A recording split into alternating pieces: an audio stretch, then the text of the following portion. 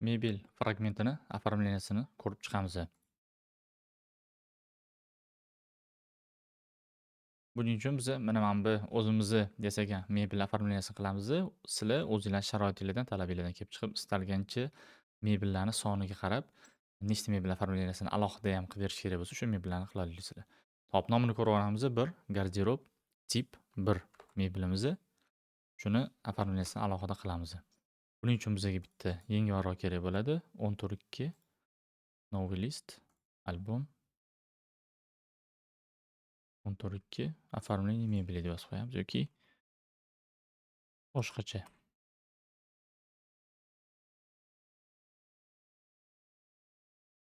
Mebel markalari qo'yilgandan keyin mebel markasi orqali ham nomlasa bo'ladi. Masalan, mebel M19 deb qo'ysak bo'ladi.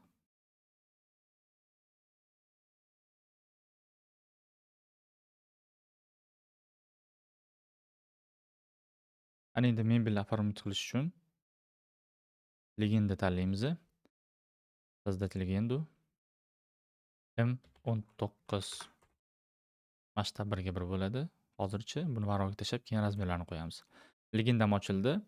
Annotatsiya bo'limiga o'taman. Bu yerdan komponent legendi. Chap tarafda spiska chiqadi. Mana shu spiskada endi men mebelimni topib olishim kerak. Mebel 1 garderob tip 1 ni topishimiz kerak. Tak. 1 garderob tip 1 mana tanladim. Menda сразу mana mebel tepadan ko'rinishini ko'rsatyapti. Shu joydan boshlab e'tibor berasizlar. Ba'zi bir muhim narsalarni aytib o'taman. Hop, birinchisi bu yerda vid. Ko'rinish tanlash mumkin. Ya'ni tepadan, oldidan, orqadan, chap va o'ng tarafdan ko'rinishlari. Birinchi albatta tepadan ko'rinishini qo'yib olamiz. Plan etaja qo'ydim. Mana bunaqa ko'rinishda tushdi menda. Keyingisi fasad speridi qilsam, привязкani o'zi yonadi. Mana ko'rayotgan bo'lsanglar, shtrixovoy chiziq bilan X qilib qo'yib olsak bo'ladi va shu joyda e'tiborli nuqtasi fasad speridi qilganda bu orqa tarafini ko'rib qoladi biz yasagan yo'l bo'yicha. Shuning uchun fasad speridi emas, fasad zadini tanlasak bizda oldi tarafini ko'rsatadi. Endi sizlarda savol tug'ilgan bo'lishi mumkin. Biz buni polkalar bilan yasadik. Polkalari faqat mishkani olib borayotganda yonyapti. Alohida o'zi ko'rsatmayapti. Buni qanaqa qilib yechimini qilsa bo'ladi desak, obyekt tushab, o'ng tarafini bosamiz, переопределить grafika qilib, dil elementi va bunga ozgina prozrachность beraveramiz. Masalan, 30 deylik. Примерно shunda bizda ichidagi polkalar ham ko'rinadi va bularga ham razmerini bemalol qo'yamiz. Okey. Agar bizda tepadan ko'ringanda ham standart forma bo'ladigan bo'lsa, tepadan ko'rinishiga ham dil elementi qilib tak, prozrachность beraveramiz. Birdaniga enter bossanglar bermay qolishi mumkin. Shuning uchun применить qilib 30 ham kam ekan bunga. Mana 60 ko'p ekan уже. Ha, polton yoqilib qolganiga shunaqa ko'rinyapti shakl. Bo'ladi. Okey. Mana bunaqa ko'rinishda mebellarimiz ko'rinadi. Endi buni xohlasanglar o'sha ortogonal qoida bo'yicha yana bitta chap yoki o'ng tarafdan ko'rinishini qo'shsanglar bo'ladi. Men qo'shmayman bu narsani, chunki buni yon tarafi tekis, ya'ni ko'rsatadigan narsa yo'q. Agar mana buni qirqimlari bilan ko'rsataman deydigan bo'lsanglar, buni iloji yo'q. Agar mebel kategoriyasida yasagan bo'lsanglar, uning uchun uni shkaf kategoriyasida yasagan bo'lishi kerak. Bir, ikkinchidan, agar sizlarda Revit 2024 bo'lsa, mebel yasayotganda secheniyada ko'rinish degan parametr bor. O'shani yoqib qo'yish kerak bo'ladi. O'shanda mebeldan ham ko'rinaveradi. Bu albatta semestani alohida yasaganinglarda. Endi varroqga buni tashlab olamiz. Masshtabni birdaniga to'g'ri tanlash uchun ozgina 1 ga 1 masshtabda bu kattagina tushyapti. 1 ga 5 masshtabda ham katta va 1 ga 10 masshtab ko'ramiz.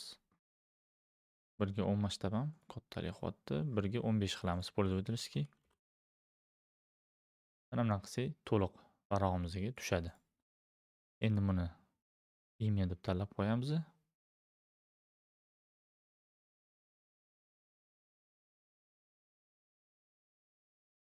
Va buni оформлениясini endi boshlasak bo'ladi. Xohlasak qora, xohlasak ko'k rang bilan mebelni оформлениясini qilib olamiz.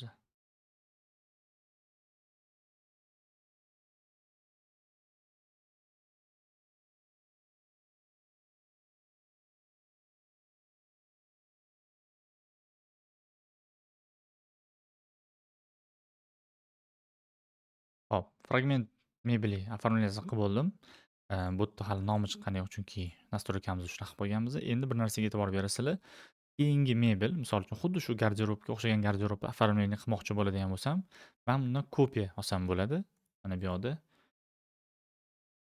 "Kopирование с детализацией" deyman. Bu kopiyasi va obyektni o'zini ushlab, razmerlariga tegmasdan, deylik, garderob to'r deydigan bo'lsam,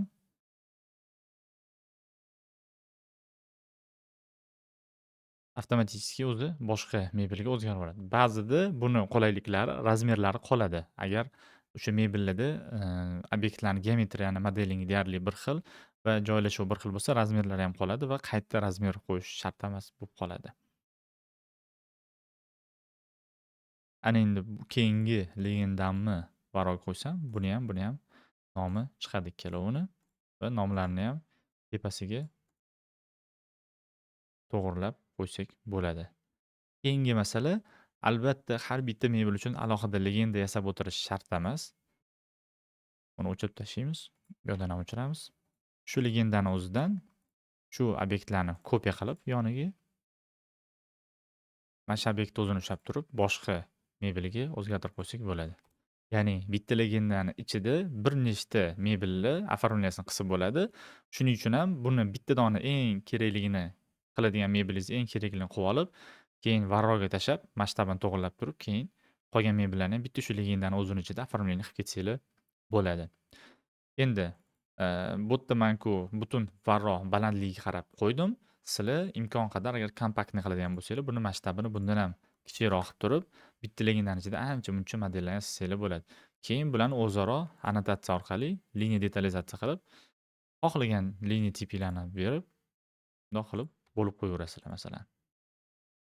Deylik, har kichkina yacheykada bitta mebel bo'ladigan bo'lsa, shunaqa qilib bo'lib chiqsanglar bo'ladi. Va albatta, mebel uchun alohida 3D vid bermoqchi bo'ladigan bo'lsanglar, mebel ushlab, mana bizada mebelimiz 3D vidda hamma narsani belgilaymiz. Shift bilan mebelni hammasini belgilab turib, filtrda mebeldan ptichkani olib qo'yamiz, mebelimiz qolsin va bu yoqdan script element deymiz. Mana mebel o'zi qoldi, yon taraf mebelni ham berkitamiz. Mana. Tak. Hammasini belgilab, filtr выбрать все, кроме мебели qilib turib, o'ng tarafdan skryt при просмотре элементы deymiz. Mana bunaqa ko'rinishga keladi. Buni endi saqlanib qolamiz. Misol uchun M19 3D deymiz. Okey. Va buni mebel оформление qilayotgan varog'imizga виды 3D M19 3D qo'yib olamiz. Masshtabini ham 1:20 qilsak bo'ladi. Bundan ham katta qilsak bo'ladi.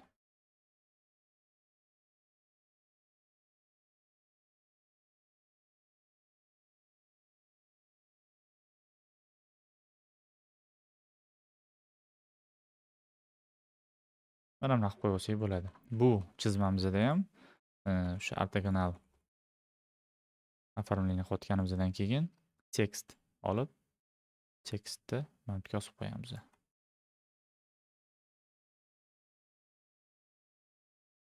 Sverxu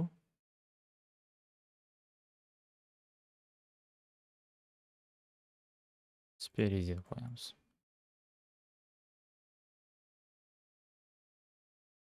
Shunaqa qilib, alohida o'sha detalniroq razmer bermoqchi bo'lgan mebellarni оформление qilib bitirsanglar bo'ladi.